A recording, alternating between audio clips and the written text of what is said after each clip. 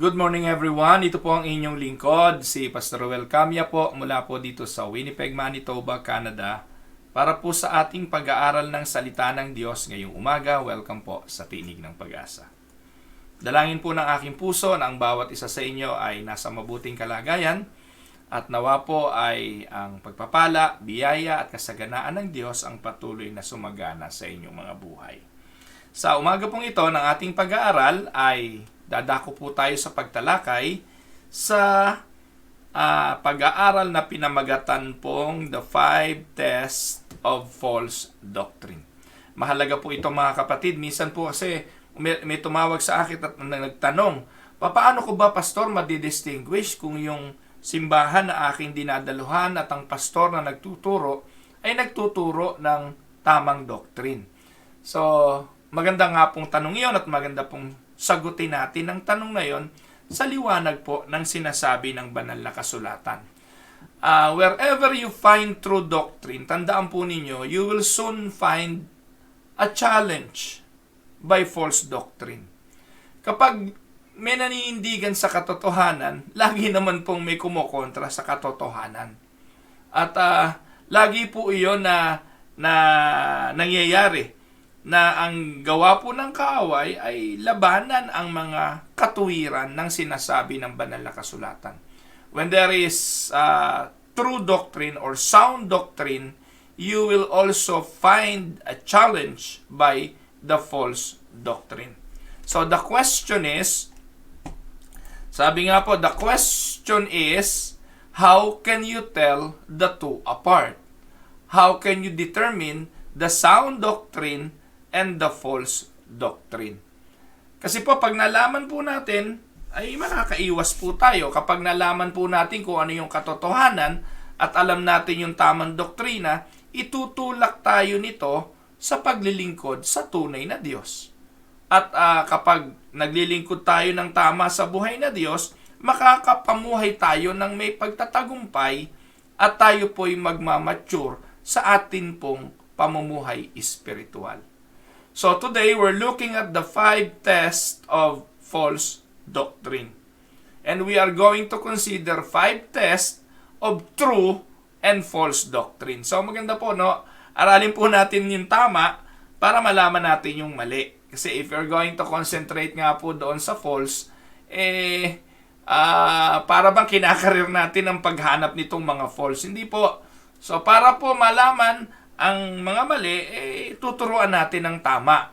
Ang problema po mga kapatid, sa paglipas ng mga panahon, hindi po nagiging prioridad sa mga pagdidisipulo ng mga pastor at ng mga simbahan ang doktrina.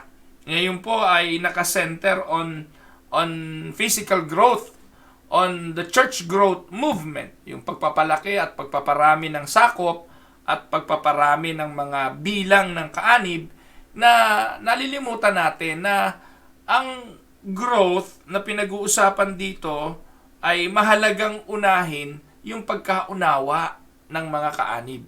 Dahil eventually, tandaan po ninyo, kapag ang isang mananampalataya ay lumago sa kanyang pagkaalam ng tamang doktrina, ay eventually ay mahahamon ito para mangaral at mag-ibanghelyo na magre-resulta naman ng paglago ng growth ng simbahan in terms of numbers.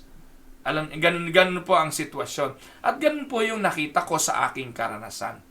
So, atin po itong pag-aaralan at simulan na po natin yung 5 test ng sound or true in contrast to the false doctrine na namamayagpag. Ano po?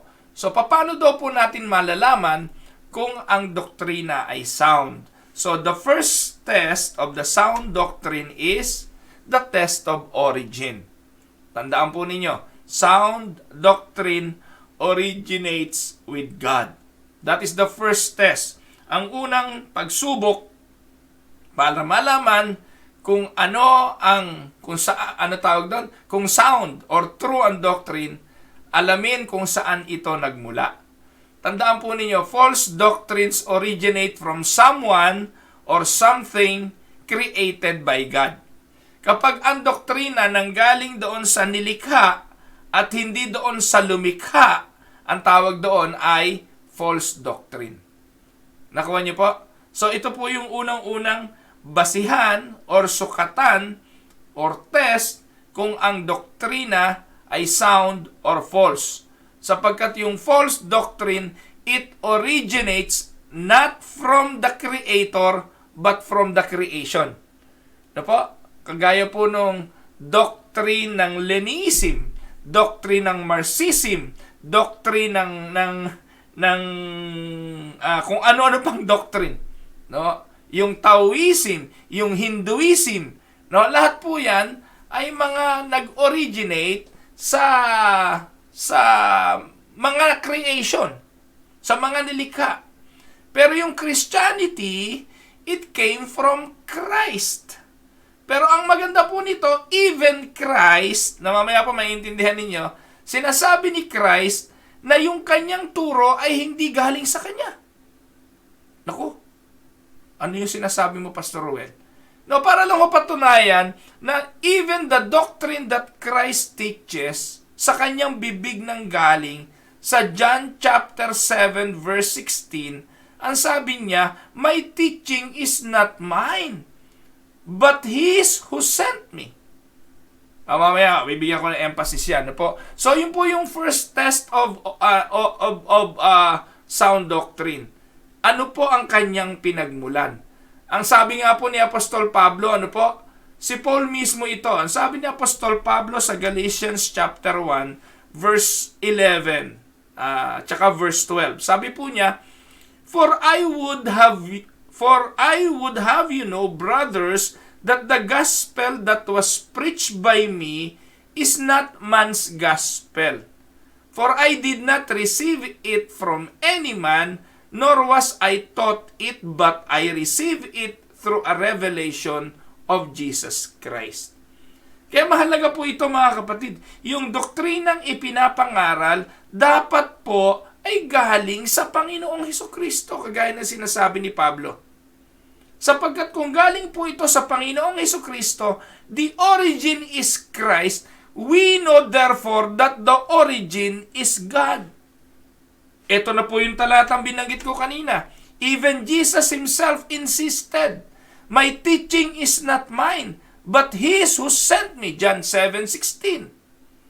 So both the Apostle Paul and Jesus Himself insisted that what they taught had its origin with God Himself.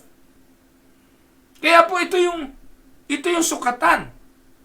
Ang sound doctrine, galing po siya dapat sa Diyos. Ano po? Dapat po galing sa Diyos. Hindi po galing sa kung saan.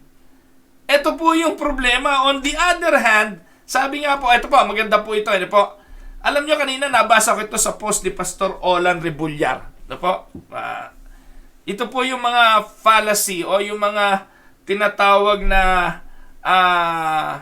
misconception about the Reformed theology. Ang sabi po kasi ng marami, yung Reformed theology naman gawa yun ni Calvin. At yung Reformed theology, gawa ng tao yan. No? Meron nga po ako narinig na pastor na pinangangalandakan pa na yun daw pong doctrine, man-made lang yan eh. At hindi daw po dapat yan kinakarir. No? Kasi yan daw pong doctrine, paghihiwa-hiwalayin lang po tayo niyan. Mga kapatid, ang nagsasabing pong mga pastor na ganito, mga pastor na hindi nauunawaan ang tunay na doktrina. Ito po yung mga pastor na aakapin ng kahit na anong turo. Ito po yung mga pastor na sa kanyang pagtuturo, magsasalimbayan, maghahalo-halo, kasi wala po siyang tinitindigan doktrina. At yung mga pastor na nagsasabi nito, hindi naiintindihan na yung kanyang isinesermon paglinggo, doktrina. Kaya po hindi po pwedeng hindi natin ito aaralin. At yung doctrine daw ay man-made. So, ibig sabihin, every time na tatayo ka sa pulpito, you are preaching a man-made religion. Because what you are preaching is doctrine. Anong basihan mo ngayon ng pagpapastor? Anong basihan ng iyong pangangaral? So, doon sa nabasa ko pong article na ipinost ni Pastor Olan Rebullar, Sabi po, ano tawag doon? In contrast, doon sa misconception, ang sabi po dyan, Calvinism can be seen throughout church history in the lives of Thomas Aquinas, Anselm, Saint Augustine, and many others. Reformed folks for years have rightly argued that Calvinism or Reformed theology sprung from the Bible and not from one man. Alam niyo po ba nung tinawag po si Calvin na Calvinist, hindi niya po ito gusto kasi para sa kanya insult yun. Para din po yan sa mga Christian sa Antioquia. Nung tinawag silang Christian, hindi nila ito nagustuhan kasi hindi naman po, ano tawag doon, hindi po, pag tinawag kang Christian noon, ibig sabihin pinupuri ka. Ngayon, maganda po, pag tinawag kang Christian, para bang proud ka na maging Christian? Noon hindi, kasi minority sila. At dahil minority sila, pag tinatawag silang Christian noon, insulto yun sa kanila. Si Calvin, nung tinawag siyang Calvinist, masama loob niya ron. Kasi hindi naman galing sa kanya ang teaching na ito, kung hindi ito'y hango at itinuro ng banal na kasulatan. And that is where I stand as a pastor. My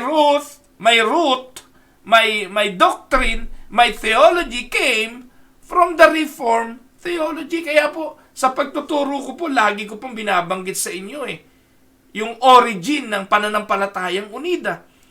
Ang origin po ng pananampalatayang Unida ay Presbyterian. Presbyterian po ang ating pananampalataya. At ito po mga kapatid, kahit ugatin ninyo ang pinagmulan ng Presbyterian Church, it came from the Reformed theology. So, on the other hand, take note, false doctrine always originates outside of God. It originates outside of the mind of God. Kaya po, wala tayong pagtatalo. Ang Unida naging napaka-fluid pagdating po sa pag-akap sa kapatid sa pananampalataya. Bata pa ako, ganyan ang tinuturo na kapatid natin yan. Basta yung mga major doctrine ano tawag doon, nagkakasundo tayo doon, okay na yan, kapatid na natin yan. Halimbawa, si Jesus Christ ay Diyos. Kinikilalan Diyos si Jesus Christ. Okay na yan, nagkakasundo tayo, major yan Halimbawa, yung Trinity, may Trinity siya, may Trinity ako, Trinity paniniwala ko, okay na yan. So, yung mga major doctrine na yon na sinasabi at nagkakasundo, okay na yun, kapatid na. Tama naman po yun. Pero, nung lumaon po mga kapatid, di na ganon.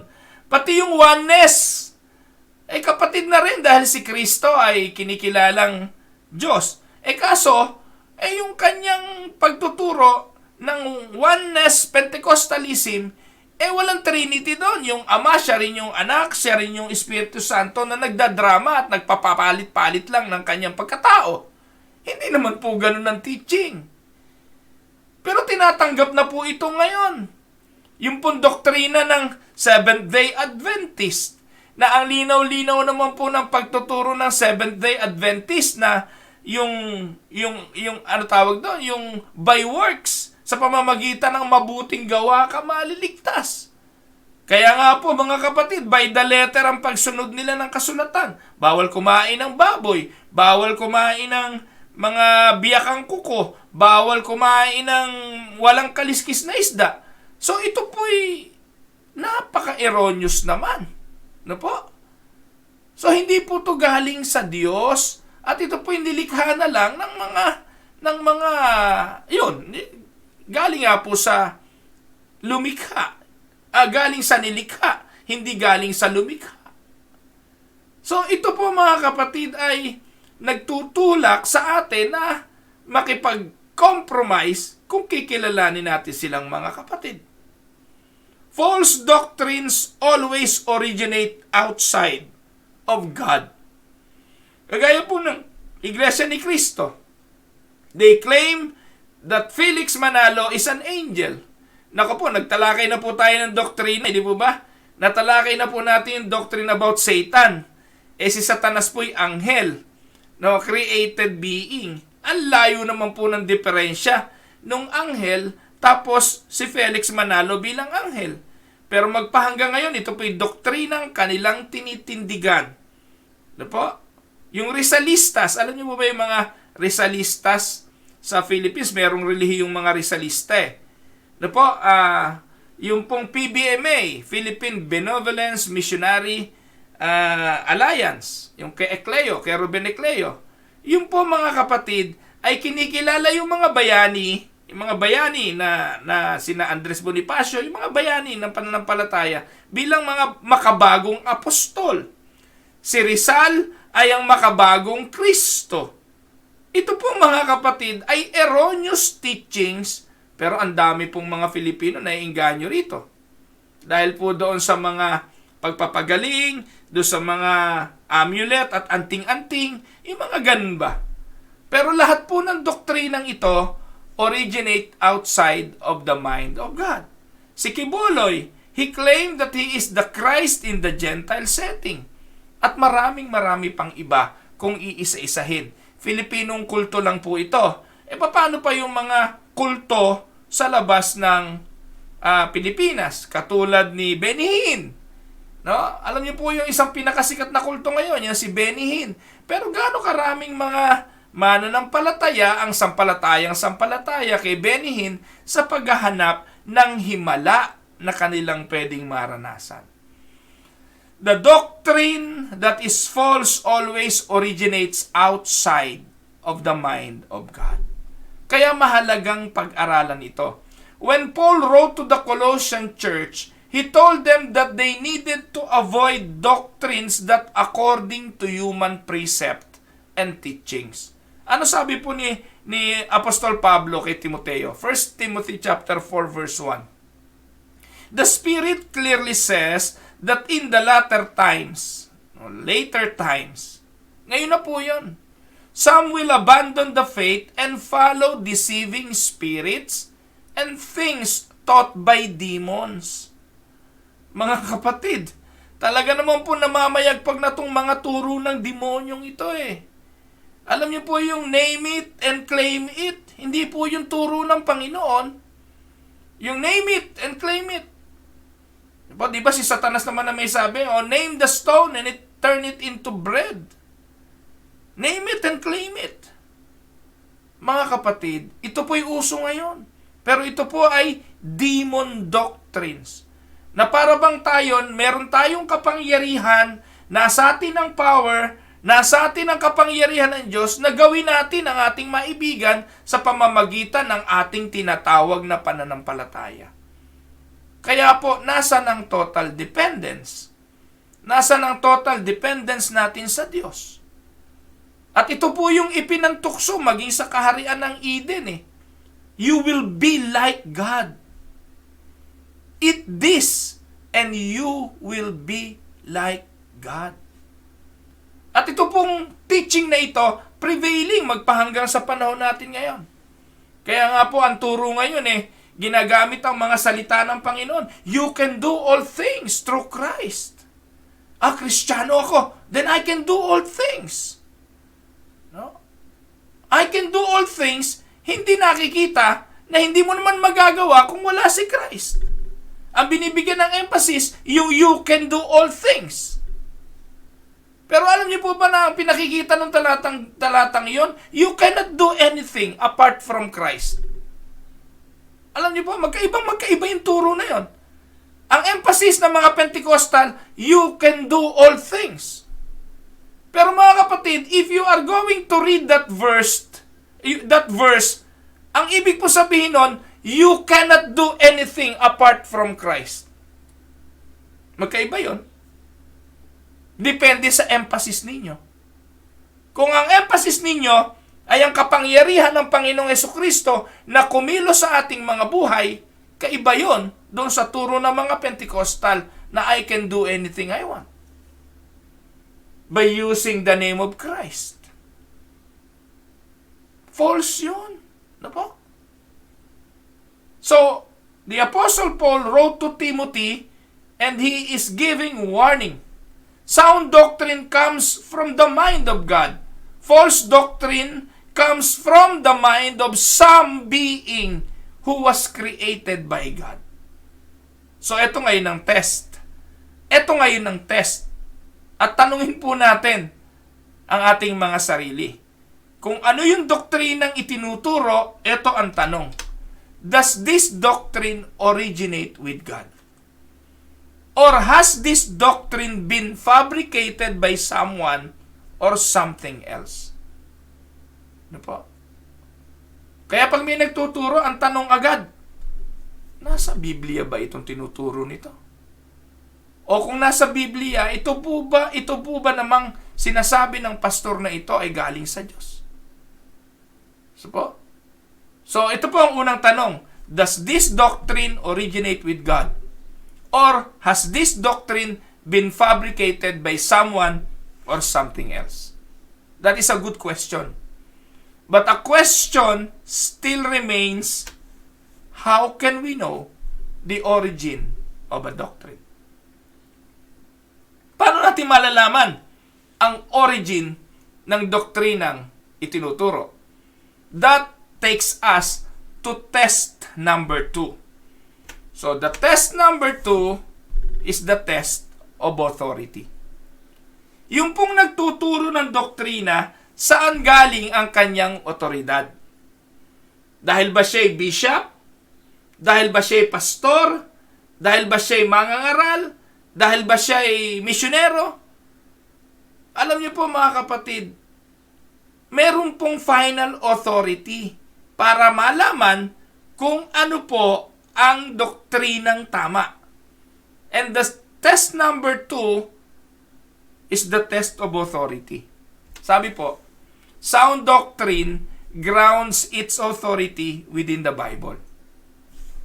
False doctrine grounds its authority outside the Bible.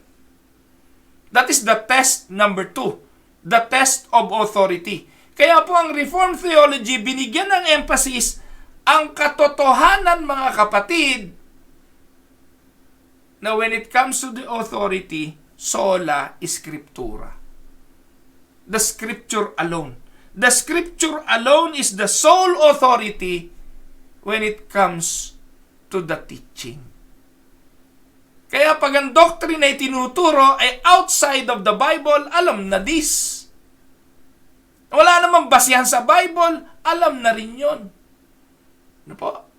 Sound doctrine grounds from the authority within the Bible.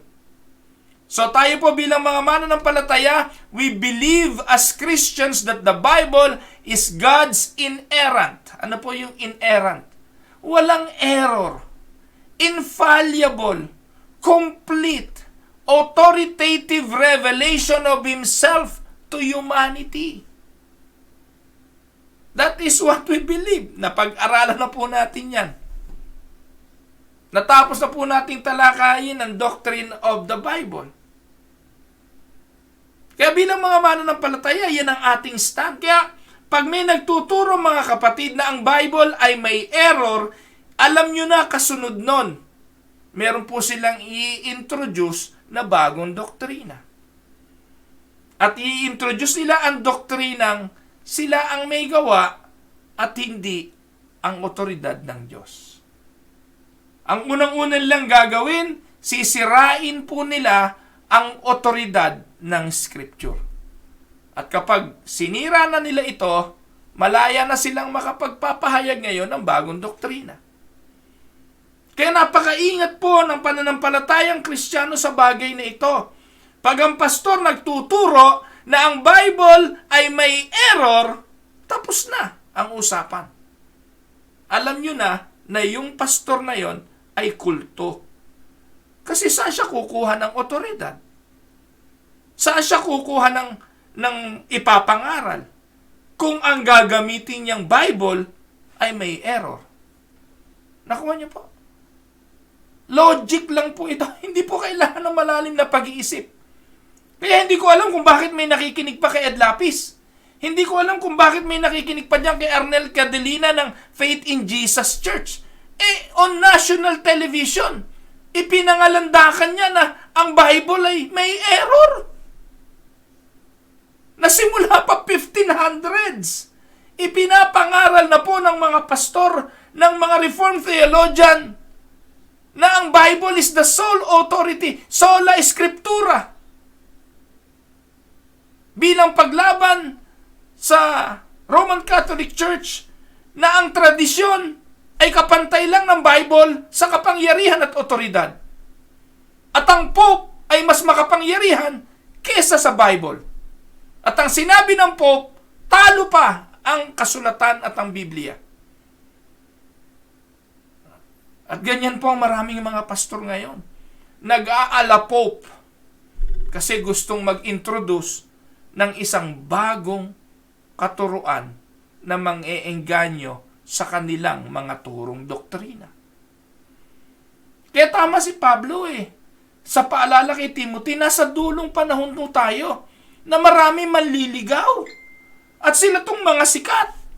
Yung mga nanliligaw na ito ay yung mga sikat dahil sila'y nasa telebisyon. Kaya kailangan po maging maingat, mga kapatid. Tandaan po ninyo na any doctrine that originates in the mind of God is recorded in the Word of God. Ulitin ko po. Any doctrine that originates in the mind of God is recorded in the Word of God. Kaya ang Biblia po, mga kapatid, ay kumpleto.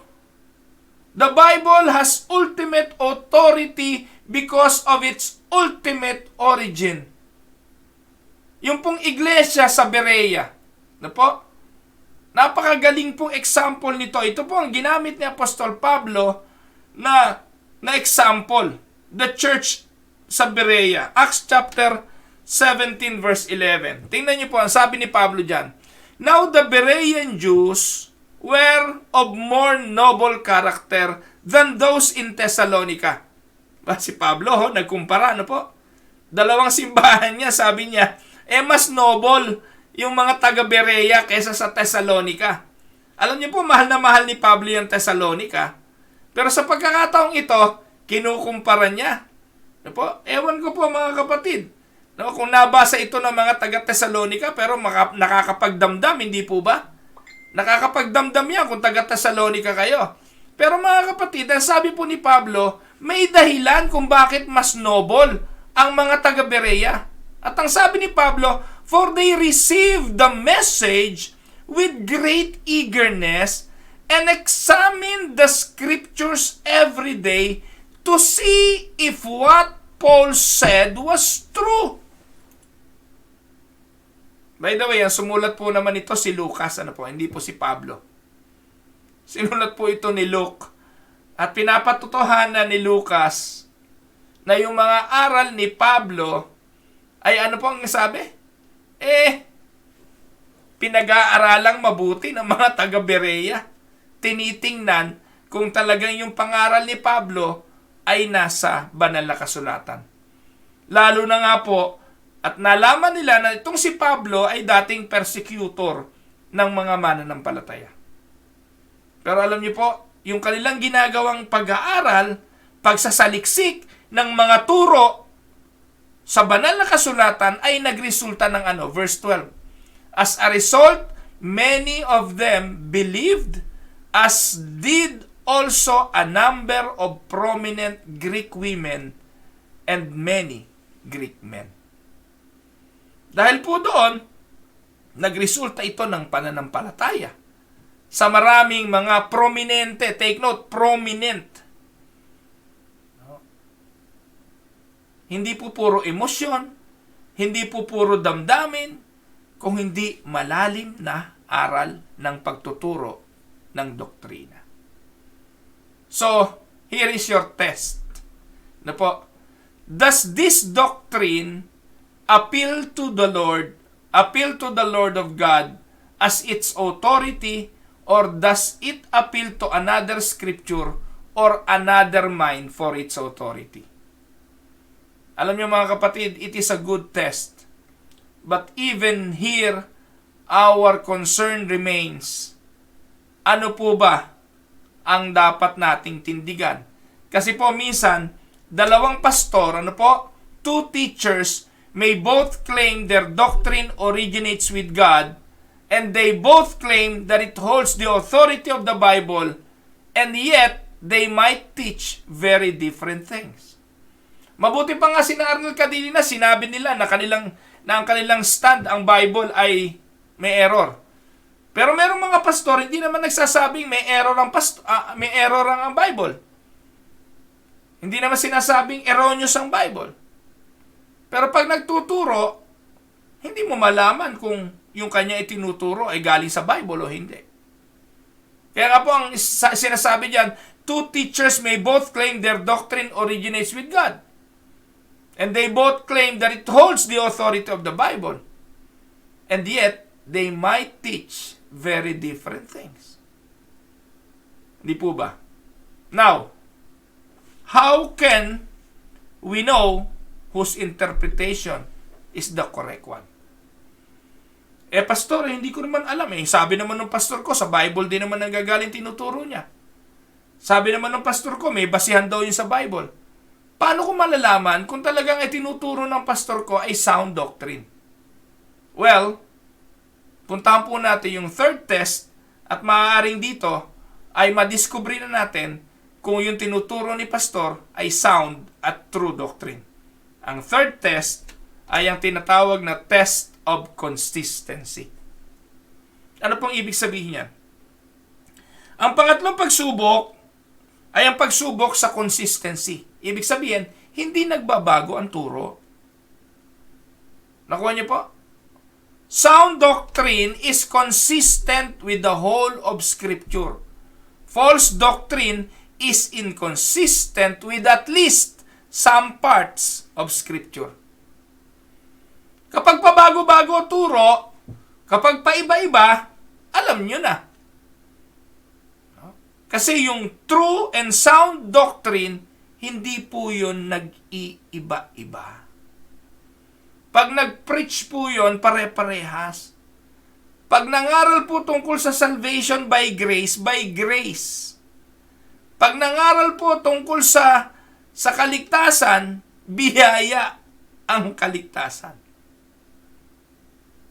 Pero minsan, magtuturo ng biyaya daw ang kaligtasan. Pero may kailangan kang gawin para ikaw ay maligtas. Naku po, paano magko-coincide yun dun sa doctrine na iyong unang sinasabi na ang kaligtasan ay biyaya? Di, kontrahan na po yun. Hindi po ba? So,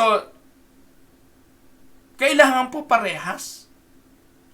A familiarity to true doctrine dapat meron at ito po importante na taglay ng mga ngaral. Kasi kung hindi ka familiar sa doktrina, naku po, ay maliligaw ka at maililigaw mo rin ang marami. Ito po ang kadahilanan kung bakit talaga hong kailangan ng malalim na pag-aaral sa pagtuturo ng doctrine. Hindi mo na po mababawi yun eh. Nakuha niyo po? Alam niyo po mga kapatid, the author of the letter to the Hebrews, when he wrote to his congregation, he warned them about diverse and strange teachings.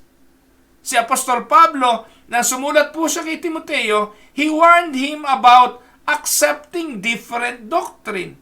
Both of them are to say that different doctrine must always be compared to the established, accepted body of truth, which means that those who know what is true, they are the ones who are best able to identify what is false. Lagi po natin sinasabi mga kapatid, the Scripture interprets Scriptures. And that makes sense. The Scripture interprets Scripture. Hindi po nagbabanggaan ang Biblia. Hindi po nagkokontrahan ang mga apostol. Hindi po nagkokontrahan ang mga sulat sa Old and New Testament. The Scripture interprets Scripture. Amen? Tandaan po ninyo, the Bible is the revelation of God's perfect mind. So it can't be contradictory or inconsistent. Ang Biblia, revelation ng perpektong isipan ng Diyos. Kung perpektong isipan ito ng Diyos, ibig sabihin ho ba, ulyanin na ang Diyos? Na sinabi niya rito, tapos dito sa kabila, binago niya? May inconsistency ho ba sa Bible? May error po ba sa Bible? Kung merong error sa Bible at ito'y salita ng Diyos, sinabi ninyo na ang Bible bilang salita ng Diyos na nagsalita nito'y Diyos ay erroneous din. Ganun po ba yun? Kasi kung ang Bible ay salita ng Diyos at ang Diyos ang nagsalita nito at sinabi nating may error ang Bible, sinabi nating may error ang Diyos. Nag-uulyanin ng Diyos. Tandaan po ninyo, if something contradicts the rest of the Bible, it's false. If something complements the rest of the Bible, it's true. So ito po yung test sa number 3. Is the doctrine established or is it refuted by the entirety of the Scripture? Yung bang doktrina, mga kapatid, ay established or ito'y kinokontra ng banal na kasulatan? Amen? Inconsistent po ba ang turo? Kapag may inconsistency, alam nyo na po yan. Kaya lang nakakalungkot ho ngayon ang mga miyembro, hindi na ho nagtatanong eh. Tanggap na lang ho ng tanggap. Ang mga member po ay hindi masyadong concerned sa mga aral. Kasi most of the members of the church, they go for the experience, not for the teaching. They go to Sunday worship to experience the joy, the happiness, the fellowship, the songs, yung goosebumps. And they no longer care kung anong itinuturo ng pastor doon sa pulpito. Pero mga kapatid, kung interesado ka sa iyong paglago, magiging mitikuloso ka at magiging mapagbantay ka sa itinuturo ni pastor. Kasi po, ito po yung kabigatan sa amin dito sa Canada. Palibasa po kami ay matindi yung stand namin sa doctrine.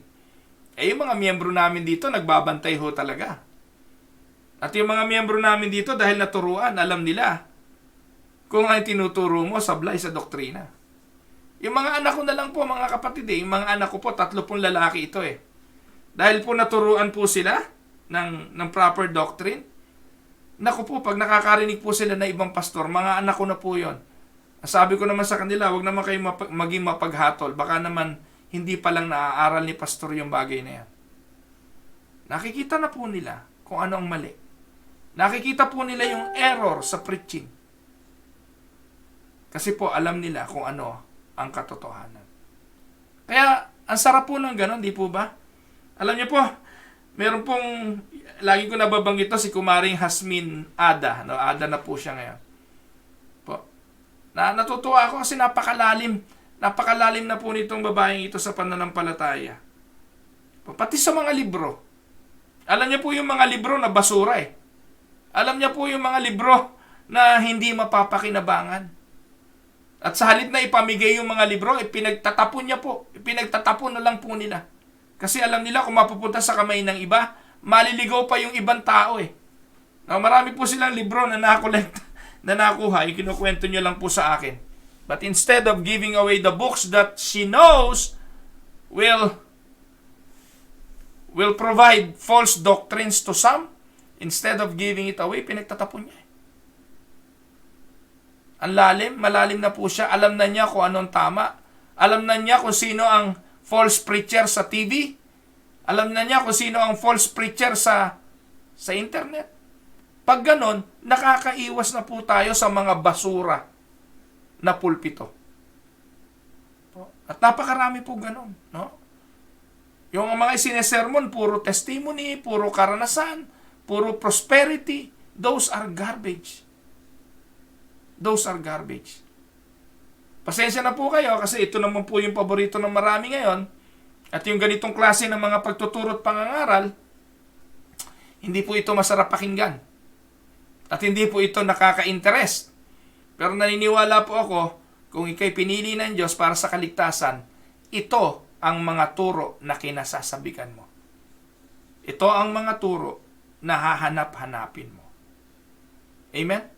Now, test number 4. No, tapos na po tayo sa test number 3. Test number 4 is the test of spiritual growth. Sound doctrine, take note, leads to spiritual growth. Kaya, ano nakapagpapalago sa pananampalataya? Doktrina. Kaya nga po ang hamon ko sa lahat ng pastor, kung naghahanap ka ng growth sa church, ang una mo lang gawin, magturo ka ng doctrine.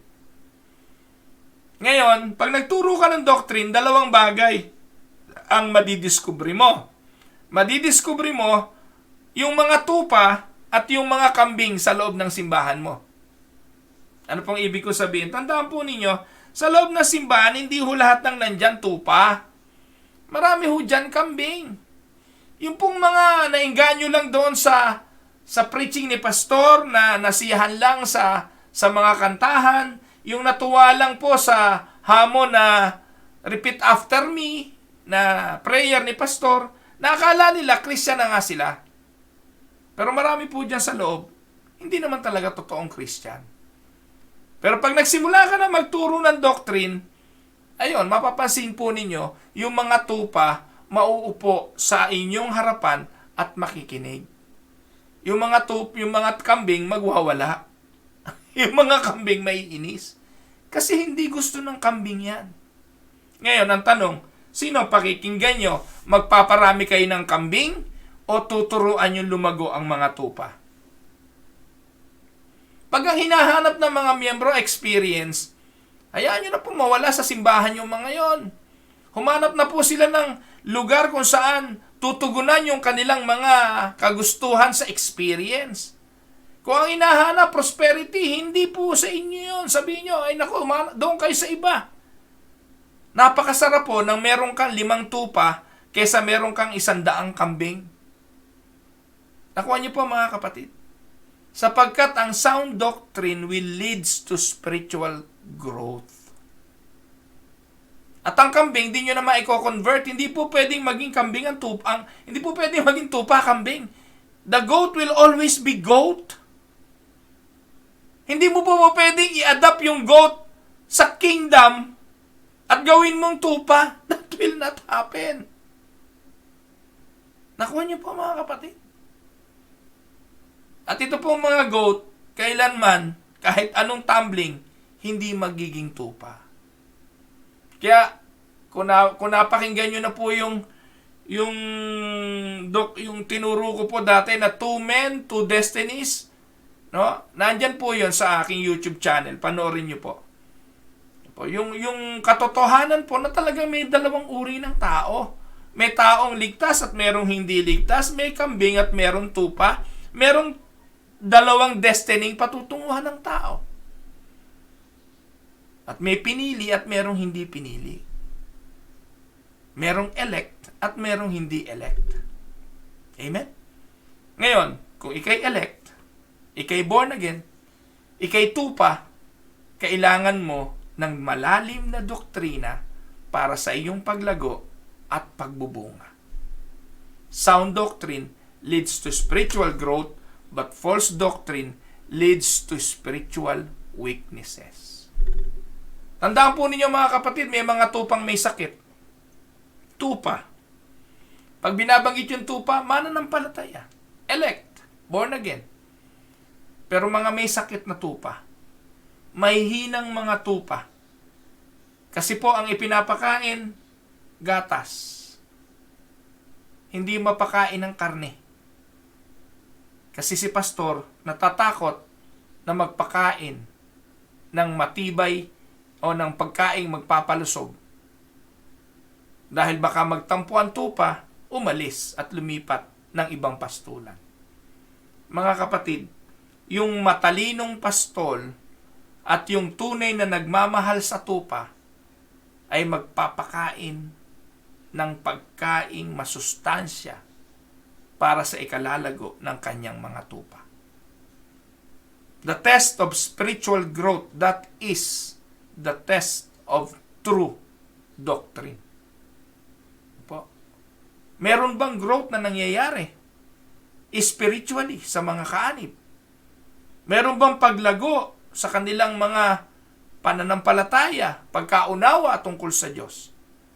Alam niyo po, yung kadahilanan ng maraming pamahiin sa loob ng church, yan po'y palatandaan ng kahinaan sa doktrina. Kapag yung marami pang pamahiin, di ba, sa loob ng simbahan, yung bang pagdating sa patay, ililibing lang yung patay, patatawirin pa yung mga anak sa ibabaw ng ataon. Christian yon.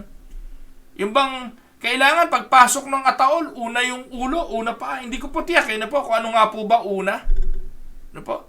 Minsan nga po, sa libing na ako pa tinatanong, hindi naman ako kamag-anak. Ako po yung pastor na mag-o-officiate. Tinatanong po ako, pastor, ano ba uunahin ipasok? Ulo, paa. Kung pwede ho patayo, gawin nyo patayo. No? Nangiinsulto na ho ako. Kung gusto nyo po patayo, huwag pahiga. Kasi po, ano naman ang kinalaman nun? Di ba? Yung kailangan, yung pinaglibingan, o pinaglamaan, ang tawag doon, yung tolda, kapag may araw ng lamay at iaalis na yung patay, kailangan tanggalin na yung, gibain na yung tolda. Huwag kang magpapasalamat pag may nagbigay sa'yo. No? At kung ano-ano pa, huwag kang maliligo sa patay. Kapag maraming mga pamahiin within the Christian circle, salang ibig sabihin nun? They don't know the doctrine.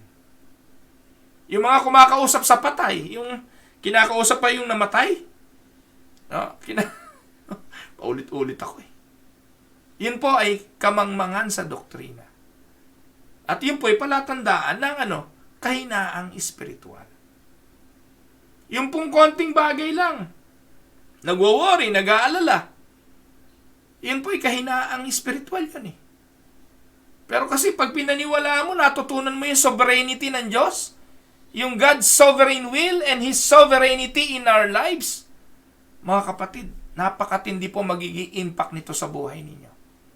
Yung mga pagkatakot ninyo, po, hindi ko pa sinasabing magiging reckless ang buhay ninyo, mali yun. Mali yung recklessness.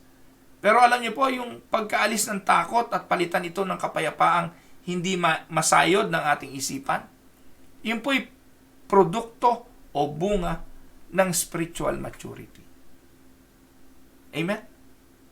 Ano po? Sabi po ni Apostol Pablo kay Timoteo, if you put these things before the brothers, you will be a good servant of Christ Jesus, being trained or being nourished in the words of the faith and of the good doctrine that you have followed. Ang ganda ng paalala ni Pablo kay Timoteo, no? Kung ang mga bagay na ika na ito ay gagawin mo at ituturo sa mga kapatid, magaling na lingkod ka ng Diyos. At ang pagiging mahusay na lingkod mo ng Diyos ay bunga ng galing sa iyong pananampalataya at sa mabuting doktrina na iyong sinundan. Amen? Paul is saying that the Bible nourished Timothy. It had made him spiritually strong and it had given him spiritual health. Kaya mga kapatid, bilang mga mananampalataya, yung doktrina ba natin ay tama o hindi? Ito po ang basihan. Does this doctrine lead to spiritual health? Does this doctrine lead to spiritual maturity? Or spiritual knowledge? Does it lead to spiritually unhealthy, spiritually immature, spiritually ignorant Christians who really may be no Christian at all? Ano bunga? Ano bunga? The test of true doctrine is the test of spiritual growth. May paglago ba, mga kapatid? Panlima at panghuling test. Test number 5, the test of godly living. So, sound doctrine leads to godly living, but false doctrine leads to ungodly living. Truth never stand on its own, mga kapatid. Truth always has implication in our lives. Ano po? Ang katotohanan po, mga kapatid, ay dapat nakikita sa buhay. Dahil kung hindi nakikita sa buhay, hindi po yun katotohanan. Nakuha niyo po? If you know the truth, then the truth will set you free. If you are still slave to false, then you don't have the truth. You have the lie. Sound doctrine leads to godly living. Ipapamuhay mo po ang katotohanan ito. Amen? Doctrine is always meant to lead us to ways that express love to God and love to our fellow man. Sabi nga po ng Diyos, di po ba, 1 Timothy 3:16, all scripture is breathed out by God and profitable for what? Profitable for teaching, for reproof, for correction, for training in righteousness, and that the man of God may be complete, equipped for every good work. Yan po ang layunin ng doctrine. Yan po ang layunin ng pag-aaral ng salita ng Diyos. Yan po ang tamang doktrina. Kapag alam mo ang tamang doktrina, makakapamuhay ka ng isang makadiyos na pamumuhay. Amen? God doesn't mean for us to know the facts of the Bible, though that is very good. We also need to meditate on the Bible and to apply it to our lives. Hindi lang nagnanais ang Diyos na malaman natin at matutunan head knowledge ang Bible. Nais ng Diyos na ito'y mabuhay sa ating mga buhay. The Bible is meant to go from our head to our hearts, then to our work. To work itself out through our hands.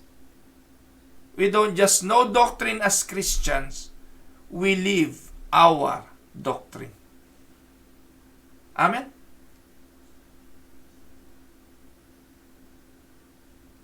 Now, the question for the test number 5 is this. Does this doctrine lead us to live in a way that pleases God? Or does it lead us to live in a way that dishonors God? Yan po ang sukatan ng test number 5. Amen? Bilang pagwawakas, mga kapatid, pagsamasamahin po natin ang 5 at atin pong gawing application sa ating mga buhay. Sound doctrine originates with God. 1. Recorded in the Word of God. 2.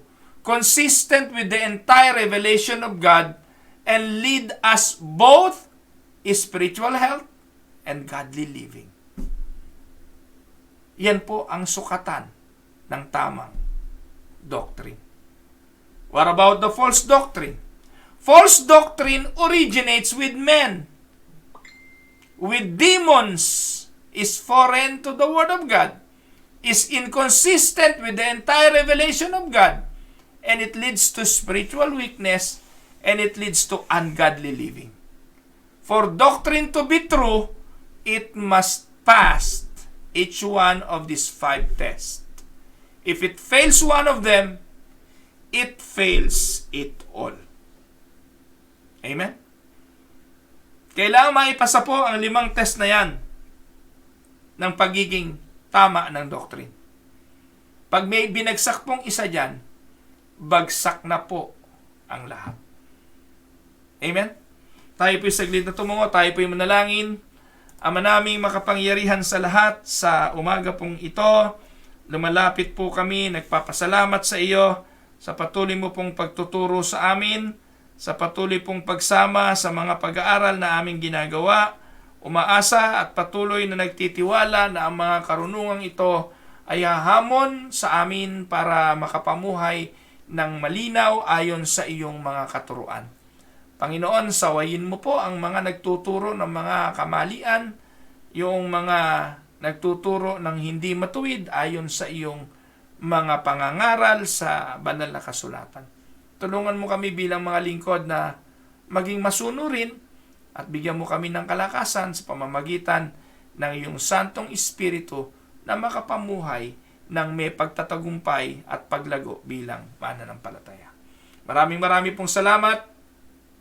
I am praying, O Lord, sa mga kapatid ko na may sakit, mga kapatid ko na dumadaan sa mga suliranin at pagsubok ng buhay, yung mga nasa banig ng karamdaman o mga nasa hospital, yung mga naulila at naiwanan ng mga mahal sa buhay. Sa iyo pong mga kamay, akin po silang ipinagkakatiwala. At patuloy na umaasa at magtitiwala na ang iyong pag-ibig ang kanilang mararanasan ngayon at sa mga susunod na mga araw. Sa iyo po, Ama, ang lahat ng glory, sa pangalan ng Panginoong Hesus, ito po ang aming dalangin. Amen and amen. Magandang araw po mga kapatid, purihin po ang Panginoon. Magandang araw, Kelly Manigaw, pagpalain ka ng Panginoon. Ate Vanji Magnaye, kapatid na Agnes Causaren, Ate Mariby o kapatid na Mariby Frias, Ate Yoli Dipol, Kuya David Manipol, Ate Paz de la Cruz, Nanay Flor de Lisa Maines, Ate Nene Enriquez, Nanay Gina Medalla, magandang araw po, Kuya Boyet Kerbin, kay Kumaring Ami Santos, magandang araw, kay Ate Esther Olanyo, magandang araw sa inyo, kapatid na Marieta Escopin, Tita Myra Paredes Libertino, Ate Merly Toledo, Ate Agi Victa, ayan, Pastor Senon, Pastor Sunny Isilia, magandang araw sa iyo. Pagpalain ka ng Panginoon. Ganon din po kay Kuya Reynaldo Alcantara, magandang araw po. Kay kapatid na Philip Punsalan, Philip, magandang araw sa iyo. Pagpalain kayo ng Panginoon. Ganon din po kay Kuya Roberto Vasquez, magandang araw po sa inyo. Kay kapatid na Lani Tulagan, kay Kuya Dol at kay Ate LV Paredes, magandang araw po. Kay Nanay Bilen at kay Tatay Jerry Ulaes, kay Ate Ellen at kay Kuya Monching Gonzales, kay Ate Cora Dolor, magandang araw po. Ayan, kay kapatid na Ditas Lara, magandang araw Ate Ditas. Pagpalain kayo ng Panginoon at ang inyong sambahayan. Kuya Larry Montillano, magandang araw po sa inyo. Kay Daryl at kay kapatid na Marjorie Almasar, kay Nanay Carolina Bukiran, magandang araw po sa inyo. Ate Percy Rivera, magandang araw po. Ayan, kay Kuya Alvin at Ate Virgie Darapisa, magandang araw sa inyo. Nanay Elong Santarin, magandang araw po. Ayan, kapatid na Ate Nelia Ramos, magandang araw po. Ayan, si Ate Lea, Diaconisa Lea Montesillo, magandang araw po sa inyo, sa mga kapatiran natin sa Doha. At ganun din po sa Pastor Rex Montesillo, pagpalain po kayo ng Panginoon dyan. At magpatuloy po tayo sa paglilingkod. Jack Lea, usap tayo mamaya. Message mo ko. Ayan. Kung nakikinig ka pa, message mo ako mamaya. Meron ako sasabihin. Ganun din po, Ate Evelyn Cameros, magandang araw po. Ayan, si Ate Delia at si Kuya Ban Magkawas, magandang araw sa inyo. Kuya Ferdi at Ate Esther Olanyo, magandang araw po. Ayan, sino pa ba? Ate Miriam Galvan, magandang good morning. Good morning. Kuya Noel Andamo, magandang araw po. Ganon din po sa kapatid na Meryl Cornejo. Ayan, pagpalain po kayo ng Panginoon. Ate Lilia Eugenio. Ngayon ko lang po nabasa tong si Ate Lilia Eugenio. Salamat po sa inyong panonood. Thank you po for joining Tinig ng Pag-asa. So kung gusto niyo pong makapakinig pa ng mga pagtuturo dito, i-follow nyo lang po yung Tinig ng Pag-asa sa YouTube o kaya sa Facebook page at saka Facebook group. Hindi na po kayo maliligaw kasi nilagyan ko na po ng Tinig ng Pag-asa group, Tinig ng Pag-asa page, Tinig ng Pag-asa YouTube. Ayan, nandyan na po lahat yan. Kaya, hindi nga lang po sabay-sabay ang broadcast. No po. Kasi po ay pagkatapos po nito, i-upload po ito sa YouTube. Good morning po, Pastor Rainier. Magandang araw po sa inyo. Kapatid na Urso Cardona, magandang araw kapatid. Ganon din po kay Ate Percy Morales Rivera. Ayan, so Kuya Henry de la Cruz, magandang araw din po. Ayan, marami pa pala no? Ayan, dito pala sa cellphone mas marami. Si Kuya Henry de la Cruz nanonood po, at saka si Ate Jane, magandang araw po sa inyo. Ayan, sino pa ba? Sa cellphone pala nakikita kung sino yung mga nag-join. Ayan, kagaya po ni kapatid na Elaine Sauler Tumbocon, at saka ni Kuya Eddie, at saka ni Ate Del. Nakikita pala sa sa cellphone. Kasi po bukas din yung cellphone ko, yun po monitor ko. Kaya nakikita ko po yung mga nanood. Umabot po ng 100 po yung nanonood. No? Magandang, maabot po tayo lagi ng 100. Ayan. So, ayun po mga kapatid. Marami pong salamat sa inyong patuloy na. Ayun pala, si Jacqueline Kaminga. Lagi ko po yung nakakalimutan. Pero yung kapatid na yan, napakasipag din po niyan. At believe din po ako dyan sa kapatid na ito sa pag-aaral ng salita ng Diyos. Taga-Atlag. Ayan. Si Melissa Pasahol, ayan po, nanonood po. Si kapatid na Melissa Pasahol. Yung si Kumaring Ami Santos. Yung si Kumaring Ami Santos ng Caloocan, dalaga pa ho yun. Ako, mapalad daw magiging asawa nun. No, matalino at yung mga binata dyan. Ito po si Jacqueline Camigal, di ko po alam kung may asawa na po ito. Pero pag ang mga babae po ay talagang makadiyos, mapalad ang mga mapapangasawa nito mga to. So ayan po, good morning po sa inyong lahat mga kapatid. Pagpalain po kayo ng Panginoon. Ate Apin at Kuya Bani Reyes, good morning po sa inyo. Nanonood din po sila. Melissa and Rendel Pasahol, pagpalain kayo ng Panginoon at ang inyong sambahayan. Ayan, hindi pa tayo magkita-kita at talagang extended pa dito sa Manitoba ang ano tawag doon? Yung protocol, COVID protocol ay extended hanggang katapusan ho yata o May 29 na bawal magsama-sama kahit po sa labas. Hindi na po pwedeng magsama-sama. Mga kapatid, gusto ko pong i-announce lang na ang inyong lingkod ay nakabakasyon. Hindi nyo po ako makikita muna sa Winnipeg Unida. Ako po yung bakasyon. 2 linggo pong ginamit ko po. Meron po akong 2 linggong bakasyon lagi every year. At ngayon po ay ginamit ko yung 2 linggong bakasyon na yan. Kaya dito lang muna niyo ako makikita sa Tinig ng Pag-asa. Ayan. So, pinamahala ko po ang Winnipeg Unida sa council at sa katulong ng pastor. So again, maraming pong salamat. Kapatid na Donalyn Abanilla. Ito pa, isang pangalan tong lagi ko po nakikita at mahusay din po itong kapatid na to. Hindi ko po alam kung may asawa na rin ito. Sana yung may mga binata ba rito sa Tinig ng Pag-asa? Kung may mga binata rito, sasabihin ko yung mga dalaga para yung mga nag-aaral ng doctrine, pagparehas ang doctrine ninyo mag-asawa, magkakasundo kayo. Kung sa doktrina parehas kayo, malaki chance ng pag-unlad ng pag-aasawa, di po ba? Ang ganda kaya yung nagliligawan kayo, pinag-uusapan nyo doctrine, no? Anyways, nagbibiro lang po ako. So, magandang araw po. Ito po ang inyong lingkod, si Pastor Roel Camia, para po sa Tinig ng Pag-asa. God bless everyone.